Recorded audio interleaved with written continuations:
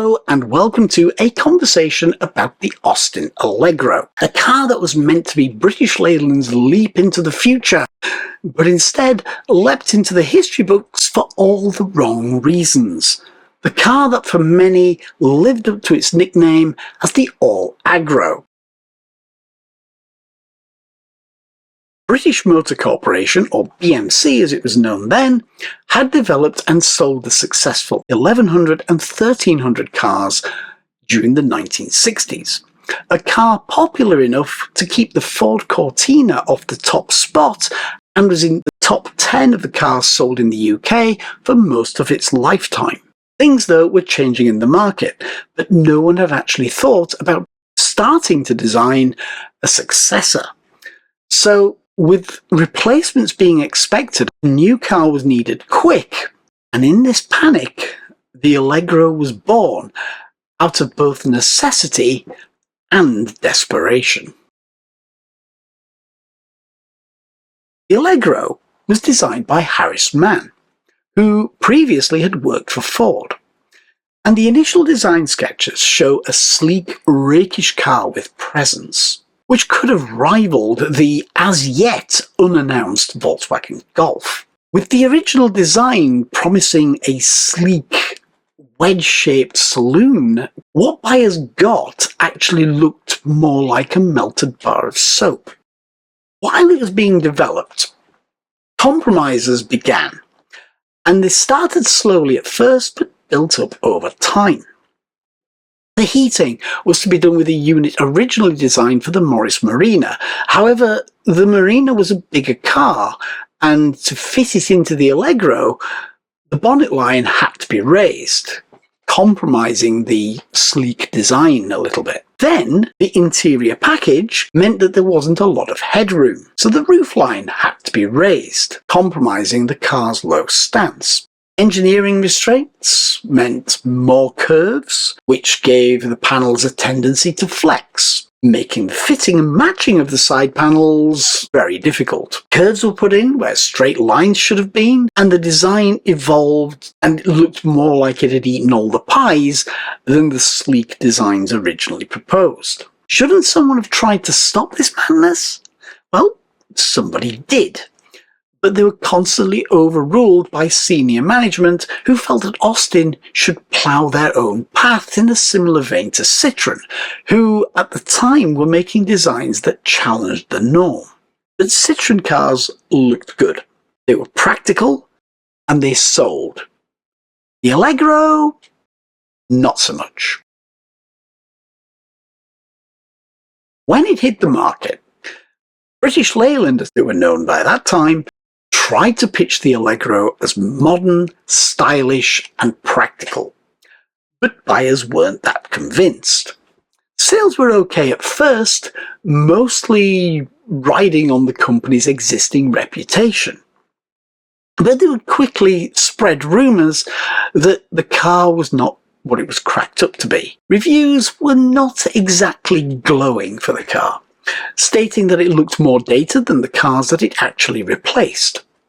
Quite a talent, if you think about it. The quadratic steering wheel was often overlooked as a gimmick, despite the fact it gave a better view of the dash. Its design was basically a rectangle with rounded corners, which, when the Metropolitan Police bought a few hundred cars, stipulated that a normal round steering wheel should be fitted instead. Within a year, round steering wheels were the norm for all Allegros leaving the factory. Rust-proofing, though, was improved over the previous cars by actually being applied. However, in an interview with two Austin servicing staff, they got a little bit confused and thought they were being asked about the 1100 and 1300, stating then the rear subframe had a tendency to rust. Suddenly, in the press, the Allegro was known for rusting. In another example, a mechanic was jacking up the car with the hydraulic jack in the wrong place, and the windscreen popped out. The press got hold of this story, and suddenly if you jack up the Allegro in the wrong place, the rear windscreen pops out and the doors jam shut. Not good for a car that's just been launched. Comments on handling were not kind either. Despite the fact the suspension had been replaced with the new hydrogas system, which was an improvement over the hydroelastic system of the previous cars, handling was wallowy at best. Also, as a result of the more bulky seats, the interior was cramped despite it being the same volume as the 1100 and 1300 that it replaced, where you had more legroom. The new interior as well had all the styling and appeal of an asbestos kitchen counter. While the press were not enthusiastic about the car, what about the people who bought them? Some buyers initially took to the car, but it never quite matched the sales figures for the 1100 and 1300 that it replaced. Complaints came in about wheel bearings, where if the wheel bearing was replaced but tightened up too much, the bearing could fail and the car could lose wheels at speed. Most users, though, were not impressed by the car, especially with the estate version, which looked like it belonged more in a horror movie than in a car showroom and was most likely designed by Stevie Wonder. It even made the Vanden Plas 1500 look good, and that was an Allegro with a snout. Owners were the ones to give it the nickname the All Aggro, as every feature that promised to be an improvement seemed to go wrong. Reliability was a nightmare. Rust turned the cars into scrap within a few years. Mechanically, the car was cursed by BL engineers, and they could not believe some of the decisions that had been made while the car was being designed. While some issues were fixed in subsequent revisions, though, many of them were there until the car's eventual replacement. Internationally, the story was no better.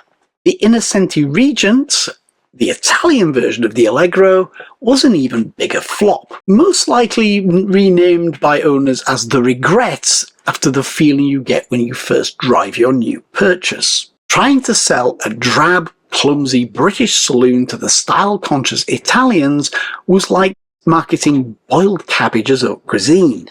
Later, there was a sporty Equipe, which was put together to go up against the new Golf GTI. But its design seems to be inspired by a blurry negative of the car from Starsky and Hutch, coloured in with crayon. Is it terrible? For most of us with eyes, yes.